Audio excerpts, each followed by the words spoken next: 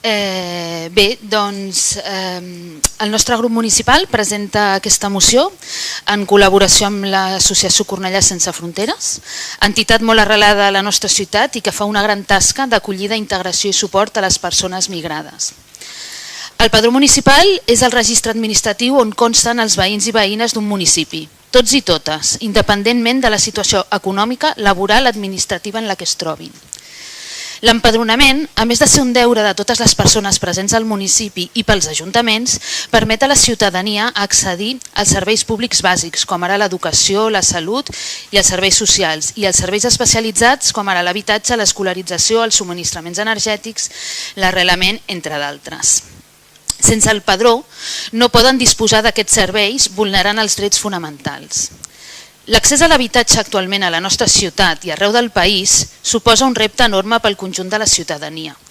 No obstant això, la situació residencial no ha de suposar en cap cas un impediment per la tramitació efectiva del padró, i així ho contempla la legislació vigent.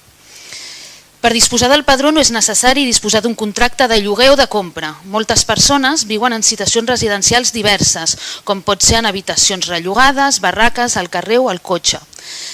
En aquestes situacions també poden ser empadronades, amb l'empadronament sense domicili fix o domicili fictici. A Cornellà, arran de la moció aprovada al ple del març de 2017, es va crear un protocol d'empadronament que incloïa la creació d'un domicili fictici al Departament d'Acció Social de Can Mercader, perquè les persones sense domicili fix puguin empadronar-se dins del marc de la normativa i legalitat vigent. El tema de l'empadronament sempre ha sigut un tema controvertit i fa anys que és debatut en aquest ple. Encara tenim casos de persones que han fet la demanda d'empadronament sense domicili fix i no han pogut fer efectiu el seu dret. Segons l'informe de la coordinadora Obrim Fronteres del primer trimestre de 2023 i l'experiència de l'Associació Cornellà Sense Fronteres en l'acompanyament de persones nouvingudes, la nostra ciutat és un municipi de Catalunya on existeixen impediments a l'hora d'empadronar-se. Les dificultats es demostren i ens arriben per moltes vies, directament per les persones afectades que sol·liciten ajuda a les entitats com Cornellà Sense Fronteres, però també es veuen reflectides en les dades facilitades per l'equip de govern, on veiem que en els últims 2 anys més del 75% de les sol·licituds d'empadronament sense domicili fix han sigut desestimades. I moltes es desestimen perquè per poder empadronar-se es requereix que les persones demandants siguin usuàries de serveis socials, però a serveis socials no els atenen perquè no estan empadronades. Per tant, es troben en una situació circular sense solució. Aquestes dades ens preocupen i volem trobar la manera de revertir la situació el més aviat possible. Recordem també que és en l'interès de tothom desbloquejar aquesta situació per tal de garantir els drets dels i les veïnes de la ciutat i evitar una situació de desajust entre les necessitats censades i les reals. El padró és un instrument per l'administració per la planificació de serveis i polítiques públiques i, per tant, evitar situacions de saturació o sobrecàrrega de serveis públics municipals. És la nostra obligació com a entitat pública de garantir i promoure les condicions per tal de garantir els drets dels veïns i veïnes. Tal com indica l'article 9.2 de la Constitució espanyola, correspon als poders públics de promoure les condicions per tal que la llibertat i la igualtat de l'individu i dels grups en els quals s'integra sigui real i efectiva, remoure els obstacles que n'impedeixin o dificultin la plenitud i facilitar la participació de tots els ciutadans en la vida política, econòmica, cultural i social. Aquesta problemàtica afecta en major grau a les persones migrades, ja que pateixen especialment els problemes d'habitatge i acollida. En aquest sentit, la moció també té un objectiu que és fer campanyes d'informació amb les entitats locals que treballen amb persones nouvingudes. És clau per la convivència i la integració que tant valorem com a societat que facilitem a les persones nouvingudes aquest tràmit, perquè és el seu dret com a persones presents al territori.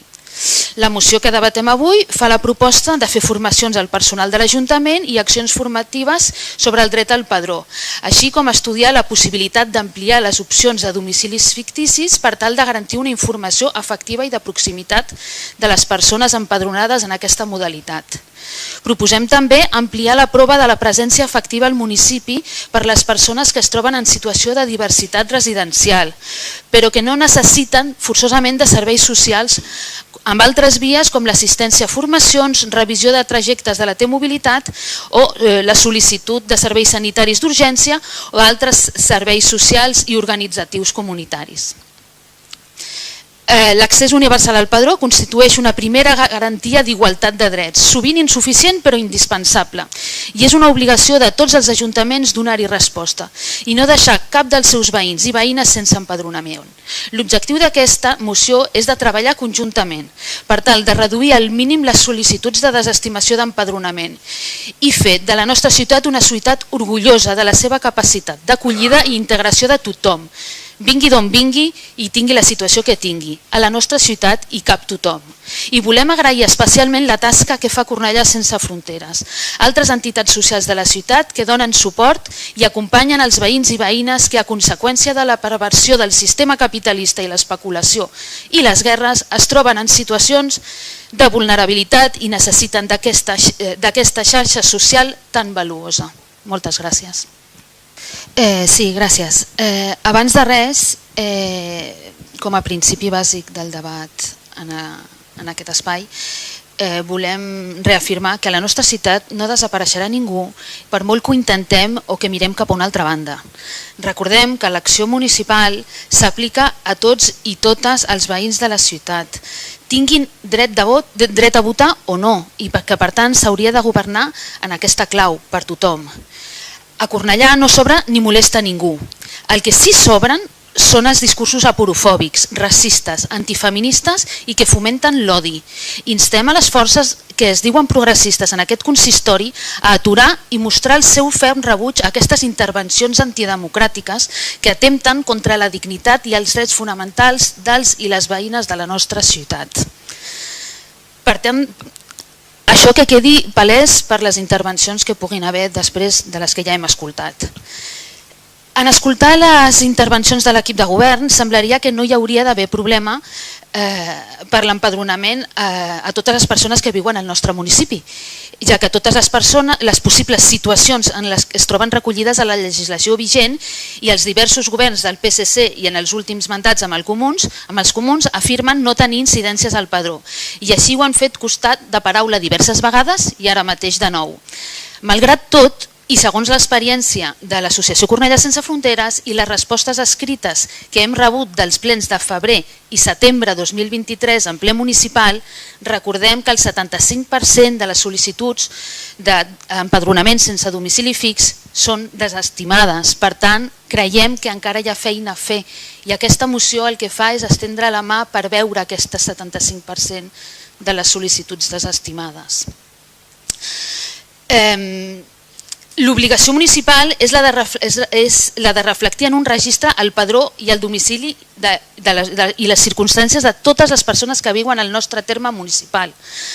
En cap cas de controlar a través del padró la legalitat o il·legalitat de l'ocupació d'un habitatge o efectuar un control de la residència en el territori dels veïns. En aquest sentit, la comprovació de la identitat de la persona immigrada que sol·licita l'empadronament no ha de tenir en compte com a objecte de judici la legalitat dels documents, sinó la de comprovar que les dades que s'estan manifestant sobre aquesta identitat són certes. De manera que si el gestor municipal adquireix la convicció de la identitat de la persona i de la realitat que resideix al domicili que assenyala, el full padronal s'ha de procedir a aquesta inscripció.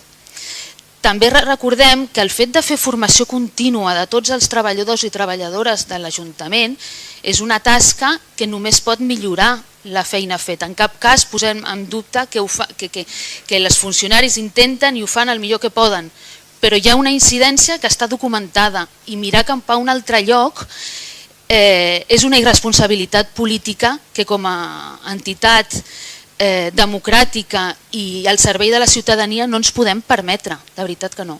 Moltes gràcies.